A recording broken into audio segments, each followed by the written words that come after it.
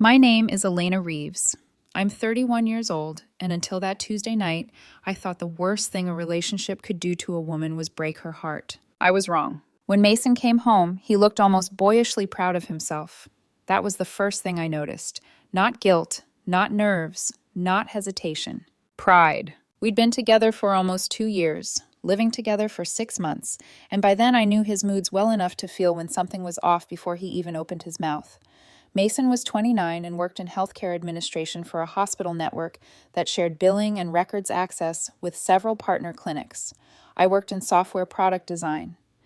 We had what I'd kept telling myself was a normal life: shared rent, shared groceries, shared routines, shared plans that sounded stable when you said them out loud. He dropped his keys into the ceramic bowl by the door, shrugged off his jacket, and came toward me with a smile so wide it instantly made me uneasy. "I have news," he said. I was curled into the corner of the couch with my laptop still open from work. "That sounds ominous." He laughed like I was being dramatic. "You know how Tessa's been struggling?" he asked, "with wanting a baby and not being able to afford IVF?" Tessa, his ex-girlfriend. I'd met her only a handful of times, enough to know she was polite to my face in that overly careful way women are when there's history sitting in the room with them. She worked front desk at a dental practice, was single, and had always said she didn't want to wait around for the right man to become a mother. That part, at least, I had never judged. Her life was her life. I closed my laptop halfway. What about her? Mason sat beside me, too close, one knee bouncing with excitement. I helped her. Something in my chest tightened. How? He gave me this look, like he expected me to be impressed. Remember when you had those eggs frozen last year? When your doctor found that cyst and wanted to talk to you about preserving fertility before treatment? My whole body went cold. The room didn't tilt all at once. It happened in slow degrees, like the world was gently being unscrewed from underneath me. "What about them?" I asked. He was still smiling. Still smiling. "I got access to the release request through the clinic's linked admin system," he said. "I told the lab tech it was for us, for our future. Tessa used them in a cycle last month." I stared at him. I heard the words. I understood the language. But my mind refused the meaning. He went on, almost impatient for me to catch up. "She's pregnant, Elena." He actually laughed softly then, shaking his head like this whole thing was miraculous. "You're basically going to be a bio-mom." For a second, I thought maybe I had misheard him. Maybe he was talking about paperwork, a consultation, something hypothetical, something that still existed inside the boundaries of law and basic human decency. Instead, I said very quietly, "What did you just say?" He leaned back like we were discussing a surprise vacation. "I helped Tessa get pregnant. She couldn't afford donor eggs. And you always said you wanted kids someday anyway, so I thought..." "You thought what?" His smile flickered. "That this was a beautiful thing." I set my laptop aside with deliberate care. My fingers felt numb. "Mason," I said, "tell me exactly what you did." His expression shifted then, irritation replacing enthusiasm, like I was ruining a sweet moment on purpose. "I told you, I got your frozen eggs released through the system. Tessa used donor sperm. She had the transfer done last month. It worked." Worked. That word nearly made me sick. I stared at his face, searching for the correction, the panic, the human reaction that should have arrived the second he heard himself say those words out loud. Nothing. He actually looked proud. "Mason," I said, and my voice came out far calmer than I felt. "You stole my reproductive tissue." He rolled his eyes. "Oh my God, don't say it like that." "How exactly should I say it?" "You weren't using them right now. Tessa needed help. And honestly, once you get over the shock, you'll realize this is kind of amazing." Amazing. He spread his hands. "You said you wanted children one day." "With you, maybe. Under circumstances I agreed to, not because you handed parts of my body to your ex-girlfriend." His jaw tightened. "That's such a cold way to frame this." I laughed then. "It didn't sound like me." "No," I said. "Cold would be pretending this is generous." He stood up, suddenly defensive. "You always talk about women supporting women." My heart slammed once, hard. "Do not," I said, standing too. "Do not turn my beliefs into a weapon because you don't understand consent." "It's not like I slept with anyone, Elena." I looked at him in disbelief. He actually thought that made it better. He actually thought the absence of sex erased the violation. I pulled my phone out. He frowned. "What are you doing?" I unlocked it and opened the camera. "Elena." I hit record. His whole posture changed. "What the hell?" "Start again," I said. "Explain what you did." His face sharpened. "Why are you recording me?" "Because you just admitted to a crime." His voice rose. "I did not commit a crime.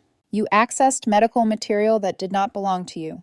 You misrepresented yourself to clinic staff. You removed my frozen eggs without my permission. You gave them to another woman to create a pregnancy. Explain to me which part of that sounds legal. It was a favor. It was theft. He took a step towards me. Turn that off. No.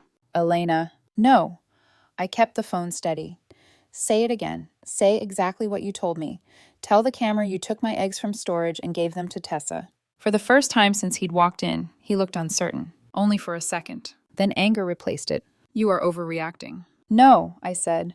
I am reacting appropriately to finding out my boyfriend used my body like a donation center for his ex. That's not fair. Fair? My voice stayed low, which somehow made him look more rattled. You want to talk about fair? He dragged both hands through his hair. Tessa has always wanted this. She was devastated she couldn't afford the process. I saw a way to help. With my body. With something you already had stored. I almost couldn't believe the level of detachment in him. Like because my eggs were frozen and cataloged and sitting in some medical facility, they had become abstract, no longer mine, no longer intimate, no longer part of me. Just inventory. I stopped recording only long enough to save the file. Then I opened my contacts and started searching. He stared at me. Who are you calling? A lawyer. His laugh this time was thinner. You're insane. No, I said, walking toward the bedroom for privacy. I am the first person in this room taking this seriously. Behind me, his voice sharpened. Elena, do not blow this up. I turned in the doorway. Something must have shown on my face because he went quiet. Blow this up, I repeated. You made a child out of stolen parts of me and thought I'd thank you for it. He opened his mouth. I shut the bedroom door before he could answer. Inside, my hands started shaking so badly I had to sit down on the edge of the bed. The adrenaline hit all at once, hot and nauseating. I searched for reproductive rights attorneys, healthcare fraud, emergency legal consultation. I left one voicemail, then another. Then I called the fertility clinic. I didn't cry. Not yet. The receptionist transferred me to administration. Administration transferred me to legal. By the time I repeated the story for the third time, my own voice sounded distant to me, like I was listening to another woman describe the destruction of her life. The woman in legal went very still after I finished. Ms. Reeves, she said carefully, if what you're saying is accurate, this is a serious breach. We need to initiate an internal investigation immediately. I closed my eyes. So my records will show whether someone accessed the account? Yes. And release authorization? Yes. Without my signature? A pause. We are looking into that now. When I came back into the living room 20 minutes later, Mason was already on the phone. No, she's freaking out, he was saying, because she's making everything into some legal issue. He turned and saw me. His mouth closed. He slowly lowered the phone. I sat down across from him. Waited. When he ended the call, he glared at me. I was talking to my mother. Of course you were. She thinks you're being cruel. I looked at him for a long moment. Then I said the sentence that changed everything. By tomorrow, you need to find somewhere else to stay. Mason blinked at me, like I'd just switched languages mid-sentence. You're kicking me out? He asked, disbelief cracking through his voice. You need to leave, I repeated. Tonight would be ideal, tomorrow at the latest. His expression shifted from confusion to anger.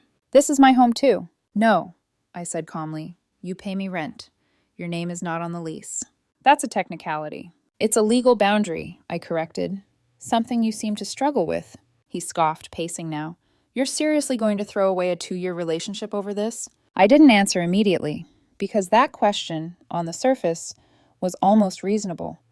If you stripped away what had actually happened, if you ignored the fact that he had taken something from me that couldn't be reduced to a mistake or misunderstanding. But it wasn't just an argument. This isn't an argument, Mason, I said finally. You violated me. His head snapped toward me. I did not. You accessed my medical records. You removed my frozen eggs without consent. You gave them to your ex-girlfriend to create a pregnancy. I held his gaze. Find me a version of that where I'm supposed to stay. He opened his mouth, then closed it again, because there wasn't one. Instead, he reached for emotion. You're acting like I cheated on you. I let out a quiet breath. That would have been easier to process. That hit him. I saw it land. For a split second, something flickered behind his eyes, maybe even the beginning of understanding. But it didn't last. You're twisting this, he said, his voice rising again. I was helping someone. Tessa finally gets to be a mom because of me. Because of me, I corrected. He waved a hand. You know what I mean. No, I said. I don't think you do. Silence stretched between us. Then I stood up. I already called a lawyer. That got his attention. You what? And the clinic, I added.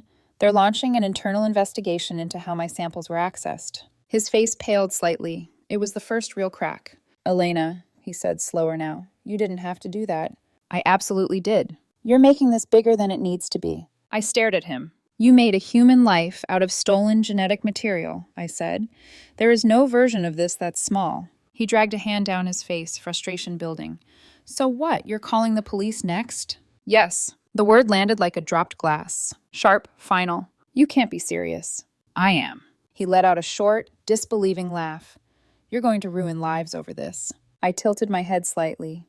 You mean the lives that were built on violating mine? That's not what happened. That is exactly what happened.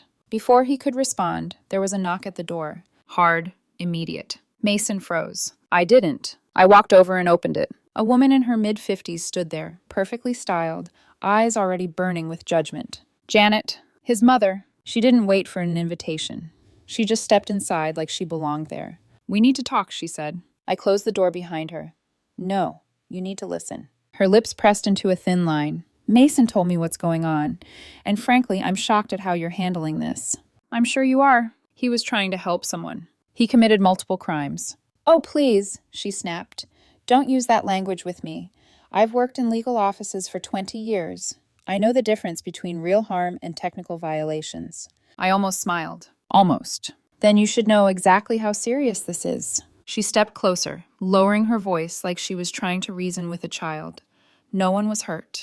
I felt something inside me go very still. That's where you're wrong. Her brows pulled together.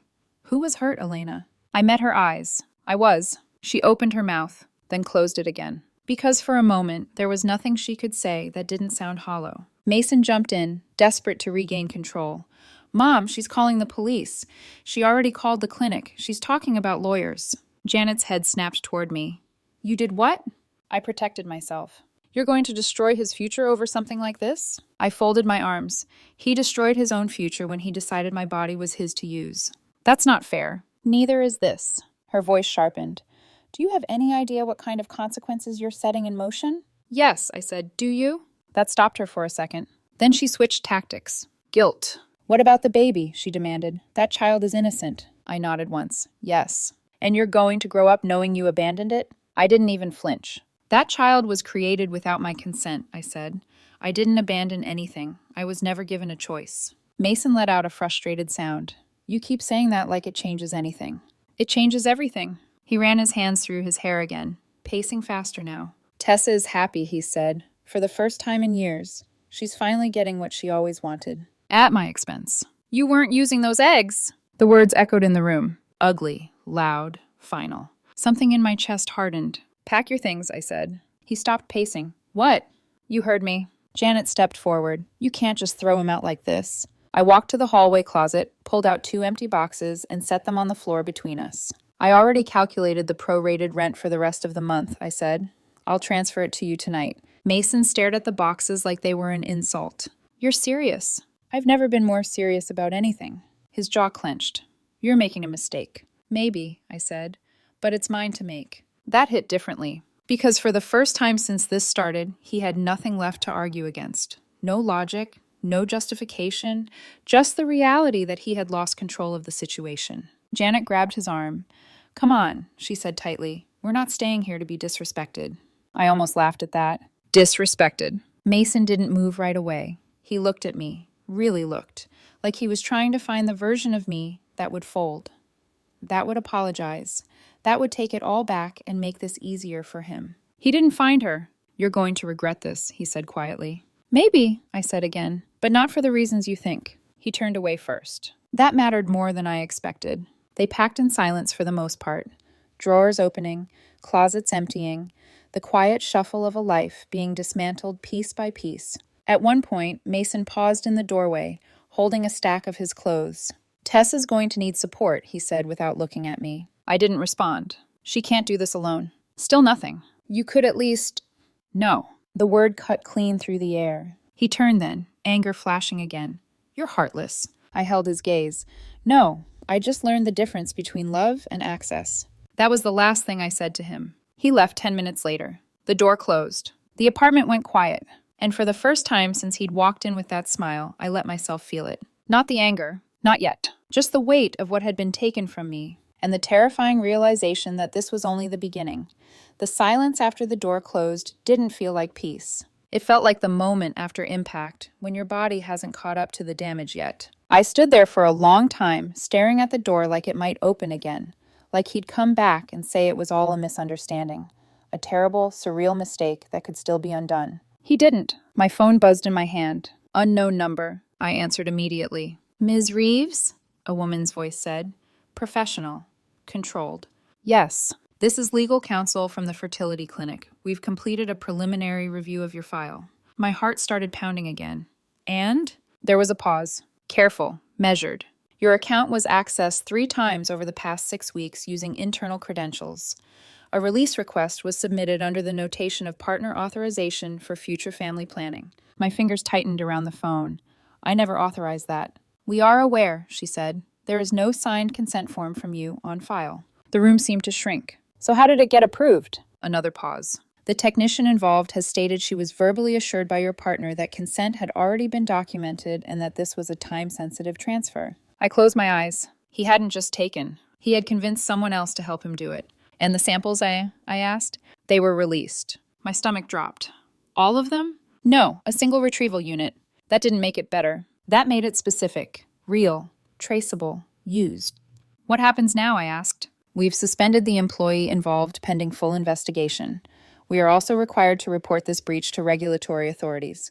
Given the nature of the violation, this may escalate beyond internal review. Federal? I asked quietly. Yes, of course it was. Of course it had become that big. Thank you, I said.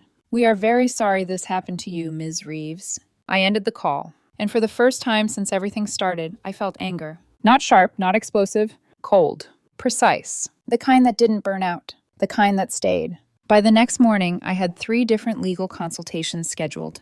I didn't sleep, I didn't eat. I just sat at the kitchen table with my laptop open, building a timeline.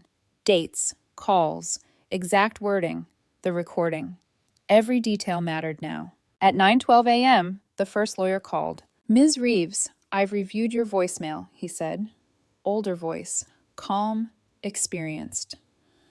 My name is Daniel Carter. I specialize in reproductive rights and medical violations. I need to know what I'm dealing with, I said. You're dealing with multiple layers, he replied. At minimum, unauthorized access to medical records, theft of biological material, fraud, and reproductive coercion. The words didn't shock me anymore. They confirmed what I already knew. And the pregnancy? I asked. That complicates things, but not in the way you might fear. I leaned forward slightly. Explain. If a child is conceived using your genetic material without your knowledge or consent, that does not automatically create legal parenthood obligations, he said, especially if we can establish clear evidence of theft and fraud. I have a recording, I said, of him admitting everything. That's good, he replied immediately. Very good. I let out a breath I didn't realize I'd been holding. And the woman? I asked. The one who used it? If she knowingly participated in obtaining stolen material, she may be liable as well, he said. If she didn't know, her legal exposure changes, but the act itself remains unlawful. She called, I said quietly. There was a pause. What did she say? Nothing yet. I didn't answer. Good, he said. Do not engage. Everything goes through legal channels from now on. I nodded, even though he couldn't see it. What's the first step? Police report, he said, immediately. Then we notify the clinic formally. Then we move to protect you from any future claims. And him? I asked. Another pause. If you choose to pursue charges, he said, he could be facing serious consequences. I thought about Mason. The way he smiled, the way he said it worked like he'd built something beautiful. Yes, I said, I want to pursue this. Understood. I filed the police report an hour later. Sitting across from the detective felt surreal, like I was explaining someone else's life. He didn't interrupt me once, just listened. Occasionally wrote something down. When I finished, he leaned back in his chair and exhaled slowly. I've seen a lot, he said, but this is new. I didn't react. People mess with consent in relationships all the time, he continued. But medical access, stored genetic material? He shook his head slightly. That's a different level. What happens now? I asked. We investigate, he said. We coordinate with the clinic, possibly with federal agencies depending on how the records were accessed. And him? If the evidence lines up, he said, he's in serious trouble. Good. I didn't say it out loud. but I felt it. That afternoon, my phone rang again. Blocked number. I let it ring. Voicemail. I stared at the notification for a long second before pressing play. Elena, it's Tessa. Her voice was shaky, tight, panicked. Please don't hang up if you're listening to this. I didn't know. I swear I didn't know. I said nothing. Couldn't. Mason told me you agreed, she continued. He said you wanted to help, that you two had talked about it, that it was something you both decided. My jaw tightened. Of course he did. Of course he had rewritten reality to make himself the hero. I wouldn't have done this if I knew, she said, her voice breaking now. I'm already 8 weeks. I can't. Please don't press charges. I can't lose this baby. The message ended. Silence again. I didn't replay it. I didn't need to. I forwarded it directly to Daniel. Within minutes, he called back. That's useful, he said immediately. Useful? She's acknowledging the source of the genetic material, he explained, and claiming she believed there was consent. That helps establish intent and misrepresentation. And if she's lying? I asked. Then it helps even more. I closed my eyes briefly. What happens to the baby? He didn't answer right away. Legally, he said finally. That depends on how aggressively this case is pursued. But your priority right now is clear. Protect yourself. I am, I said. Good. By evening, everything felt heavier, more real. The clinic, the police, the lawyer, the voicemail, all of it stacking into something irreversible. This wasn't a relationship problem anymore. It was a case. And I was no longer just the person it happened to. I was the person building it. My phone buzzed again. A message this time from Mason. We need to talk. I stared at it, then typed back. No, contact my lawyer. 3 dots appeared. Disappeared. Then, you're ruining everything. I didn't respond. A minute later, Tessa is scared. Still nothing. Then finally, I never thought you'd be this kind of person. That one almost made me laugh. Almost. Instead, I locked my phone and set it down. Because for the first time since this started, I understood something clearly. This wasn't about misunderstanding, or love, or even betrayal in the way people usually mean it. This was about control. He thought he could decide what happened to my body. He thought he could rewrite consent after the fact. He thought I would accept it. He was wrong. And now everyone was going to find out exactly how wrong he was. The knock came on a Thursday evening. Not loud, not aggressive, just certain. The kind of knock that assumes you'll open the door. I was at the kitchen counter, halfway through answering emails I hadn't really been reading, when it echoed through the apartment. My body tensed automatically. For a split second, I thought it might be Mason again. It wasn't. When I opened the door, a woman stood there holding a badge at chest level. Ms. Elena Reeves? Yes. I'm Darlene Brooks, Child Protective Services. The words didn't hit all at once. They settled slowly, heavy, unwanted. I need to ask you a few questions regarding a child expected to be born in approximately 7 months. There it was. I stepped aside. Come in. She walked in carefully, scanning the space without making it obvious. Neutral expression, professional posture, the kind of person trained to observe everything while appearing calm. I gestured toward the living room. Would you like coffee? No, thank you. Of course not. She sat. I stayed standing for a second longer, then took the seat across from her. She opened a thin folder. I've reviewed the initial police report, she said. This is an unusual case. That's one way to put it. Her eyes flicked up briefly, then back down. Ms. Tessa Lane has identified you as the biological mother of the unborn child. I am not the mother, I said immediately. Not legally. I understand that is your position. It's not a position, I corrected. It's a fact. My genetic material was taken without my consent and used to create a pregnancy. She made a note. And you are choosing not to be involved? I let out a slow breath. I was never given a choice to be involved. That wasn't my question. I met her gaze. I will not be involved. Something shifted slightly in her expression. Assessment. We are required to evaluate potential support systems for the child once a claim like this is raised, she said. Biological connections are part of that evaluation. And crimes are part of this situation, I replied. That should be part of your evaluation, too. She nodded once. It is. Silence settled for a moment. Then she leaned forward slightly. Have you considered that once the child is born, they may seek out their biological mother? The question landed differently than everything else. Not because it changed anything, but because it reached further into the future than I had allowed myself to think. That child, I said carefully, will have a right to the truth. And what is that truth? I didn't hesitate. That they were conceived through a violation. That their biological material was taken without consent. That I did not choose this. Her pen paused mid-note. You seem very detached. I almost smiled. Because I have to be. She studied me for a second longer than before, then nodded again and closed the folder. We'll continue monitoring the situation, she said. If circumstances change, we may reach out again.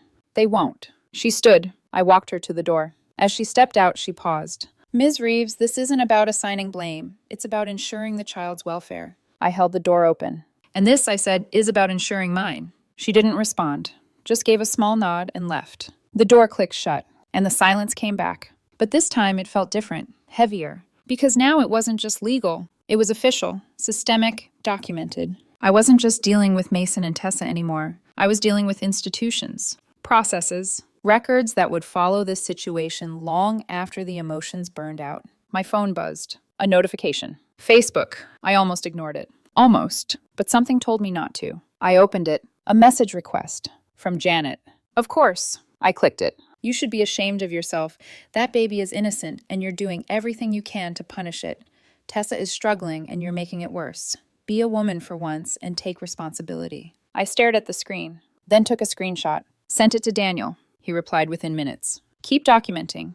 This supports harassment claims. I typed back. Understood. Then blocked her. No hesitation. Because at this point, every message, every accusation, every attempt to twist reality into something softer, something more acceptable, all of it became evidence. My phone buzzed again. Email this time. Unknown sender. Legal header. I opened it. A demand letter from Tessa's attorney. I read it once, then again, slowly, carefully. It wasn't a formal order. It was pressure, a threat dressed up as procedure.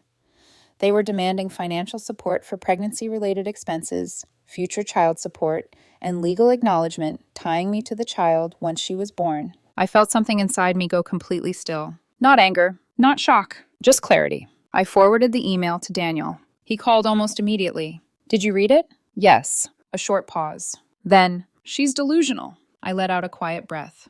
That's what I thought. Do not respond, he said. I'll handle it. What happens now? We shut it down, he replied. Firmly, legally, completely. I leaned back in my chair, staring at the ceiling. This doesn't stop, does it? Another pause. No, he said honestly. Not yet. I closed my eyes. Because now I understood something even more clearly than before. This wasn't just about what had been done to me. It was about what they were still trying to take. Money, identity, responsibility, a future I never agreed to. And they were going to keep pushing until something broke. It wasn't going to be me. Security called me down just after noon. Their voice was careful, controlled. Ms. Reeves, there are 2 individuals here asking for you. They're refusing to leave. I already knew. I didn't ask who. I'm coming down, I said. The elevator ride felt longer than usual. Too quiet, too still, like everything was holding its breath. When the doors opened, I saw them immediately. Mason and Tessa. She was standing slightly behind him, one hand resting protectively over her stomach, her face pale and drawn. Mason looked the opposite, tense, wired, like he'd been running on anger for hours. The moment he saw me, he stepped forward. There you are. I didn't move closer. Leave. That should have been the end of it. It wasn't. Look at her, he snapped, gesturing toward Tessa. Just look at what you've done. I didn't turn. I told you not to contact me. She's pregnant, Elena, he said, louder now. With your child. The word echoed. Child. People in the lobby started noticing. Of course they did. That was the point. I kept my voice level. You need to leave. Tessa stepped forward then, her voice shaking. I didn't know, she said. I swear, I didn't know he didn't have your permission. I looked at her. Really looked this time. Fear sat behind her eyes. Desperation wrapped around every word. And still, none of it belonged to me. You should have verified, I said quietly. Her face crumpled slightly. He told me. I know what he told you. Mason cut in, frustration boiling over. This isn't about that anymore. This is about what happens now. No, I said, it's still about that. He took another step closer. You can't just walk away from this. I didn't step back. I already have. You don't get to. There's a life involved now. A life created through fraud. That doesn't change the reality. It defines it. His jaw clenched. You're being impossible. I held his gaze. You're being predictable. That hit him harder than I expected. For a second, he didn't have a response. Then he turned, gesturing sharply toward Tessa again. She can't do this alone. That's not my responsibility. It is when it's your biological child. No, I said, my voice sharper now. It's not. Not legally, not ethically, not in any way that matters. Tessa's voice broke. Please, I can't afford this on my own. I thought you were okay with it. I thought you wanted this. I felt something flicker in my chest. Not guilt, not regret, just recognition of how far this had gone, of how many assumptions had been built on something that was never real. You built a future on a lie, I said. That's not something I can fix. Mason shook his head, pacing now, his control slipping. You're cold, he said. Cold enough to stand here and act like this isn't your problem. I didn't react, because that was the narrative he needed. That I was the one lacking something. Not him. Not what he did. Security? I said calmly, without looking away from him. 2 guards stepped closer immediately. They need to leave. Mason let out a short laugh. You're really doing this? I already told you. You're not allowed to contact me. Tessa wiped at her eyes. We just needed to talk. You needed to follow the law, I cut in. That ended it. The guards moved in. Sir, ma'am, you need to come with us. Mason resisted for half a second, just enough to make it worse. This isn't over, he said, his voice low now, sharp with something close to desperation. You don't get to just erase this. I didn't answer, because I didn't need to. They escorted them out. The lobby slowly returned to normal, but I could feel it. The shift, the eyes, the quiet curiosity, the questions people wouldn't ask directly. I turned, walked back to the elevator, didn't look back. I filed another report that afternoon. Violation of no contact, harassment. Everything documented, everything added to the case. Daniel didn't sound surprised when I told him. If anything, he said, this helps. Helps? It shows escalation, disrespect for legal boundaries. It strengthens your position. I leaned back in my chair. So they're just digging themselves deeper. Yes. There was a pause. Then, you're handling this well. I didn't answer that, because I wasn't sure what well even meant anymore. 2 days later, it got worse. I was leaving a cafe a few blocks from my apartment when I heard my name. Elena. I froze, turned slowly. Janet, and Mason's father. I'd only met him once before. Quiet man. Observant.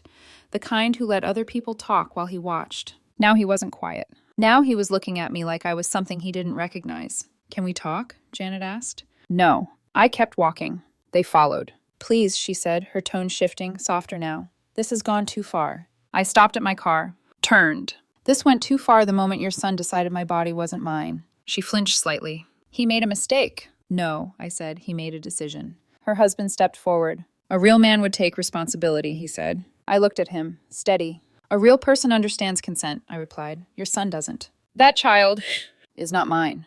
You can't just deny biology. I can deny theft. Silence. Tight, uncomfortable. Then Janet tried again, her voice breaking just enough to sound real. He's looking at jail time. I didn't move. That's a consequence. He didn't mean for this to happen. He did exactly what he meant to do. Her composure cracked. You're going to ruin his life. I opened my car door. He already did that. I got in, locked the door. And for the first time since this started, I drove away without looking back. The trial didn't feel dramatic. No shouting, no sudden confessions. Just a slow, methodical dismantling of everything Mason had tried to pretend wasn't a crime. 4 months. That's how long it took. 4 months of statements, filings, hearings, revisions, delays. 4 months of watching something deeply personal turn into documented fact. By the time it ended, I didn't feel victorious. Just finished. Mason took a deal. Felony theft, misuse of medical records, unauthorized access, 2 years probation, $5,000 fine, mandatory community service. No prison. His lawyer argued intent, framed it as misguided help, poor judgment. The court didn't agree, but it didn't go as far as it could have either. Tessa took a deal too. Conspiracy, receiving stolen biological material, 18 months probation, $3,000 fine, a record, permanent, visible. Their names now tied to something they couldn't rewrite. For a moment, I thought I'd feel something when I heard the outcome. Relief, closure, something. I didn't, because the criminal case was only part of it. The civil case mattered more. That was where everything became final. They paid my legal fees. Every dollar. $18,000. Split between them. But more importantly, they signed documents that made everything clear in a way nothing else could. No parental claims. No financial obligations. No legal recognition. No contact. Permanent, irrevocable, ironclad. Daniel called it complete separation. I called it survival. The baby was born 3 months later. A girl. I know because it's in the final order. Not because anyone told me. Not because I asked. Just a line in a document. Neutral, clinical, detached. Exactly how it needed to be. I am not listed anywhere. Not on the birth certificate. Not in any legal capacity. No rights, no responsibilities, no connection. The judge's ruling was precise. The conception was non-consensual. The biological material was obtained through criminal acts. No legal parent-child relationship exists. That was it. That was the line that closed everything. Mason lives with his parents now. I know that too. Small town. People talk. Temporary jobs. Nothing stable. A record like that follows you. Quietly, persistently. Tessa lost her job. The clinic scandal didn't help. Neither did the charges. Her parents moved in to help with the baby. That part I didn't need to be told. It was predictable, because the reality they built never had a foundation strong enough to hold. My mother thinks I was too harsh. She doesn't say it directly, not anymore. But it's there, in the pauses, in the way she brings up the baby. That little girl didn't do anything wrong, she said once. I didn't either, I replied. That ended the conversation. For now, I lost some friends. People who thought I should be the bigger person. People who believed biology creates obligation no matter how it starts. People who couldn't sit with the idea that consent matters even when it's inconvenient. I let them go. Not dramatically, not all at once, just quietly, the same way everything else ended. Therapy helps, more than I expected. Not because it fixes anything, but because it gives language to something that didn't have words before. Violation, autonomy, boundaries. Things I thought I understood, until I didn't. The nightmares come less often now. The ones where I wake up convinced there's paperwork I missed, a form I didn't sign, a claim I didn't stop. They fade, slowly. I moved, sold the apartment, new city, new job, new routines. Everything deliberately unconnected to what came before. Not because I'm running, because I'm choosing. There's a difference. Sometimes I think about the girl. Not often, not emotionally, just abstractly. She'll grow up. She'll ask questions. She'll want answers. And one day she'll find them. Documents, records, truth. And she'll learn that her existence started with a crime, that her biological origin wasn't a choice, wasn't love, wasn't even an accident. It was taken. I don't know what she'll do with that. I don't know how anyone would. But I know one thing. It's not my responsibility to fix it. It never was. Mason sent a letter, not to me, to Daniel. He said he understands now, that he's in therapy, that he hopes one day I can forgive him. I didn't respond, because forgiveness is for mistakes. And what he did wasn't a mistake. It was a decision, a deliberate one. He chose to take something that wasn't his. He chose to believe he had the right. He chose to act on it. That's not something you misunderstand. That's something you reveal. The legal case is over. The emotional part isn't. Maybe it never will be. But I wake up every day now without fear of a phone call, without fear of a letter demanding something from me, without fear of being pulled back into something I never agreed to. That's enough. Not a perfect ending. Not a clean one, but a real one. And for the first time since that night, I'm not waiting for the next thing to happen. Because nothing else is coming. It's over, and I'm free.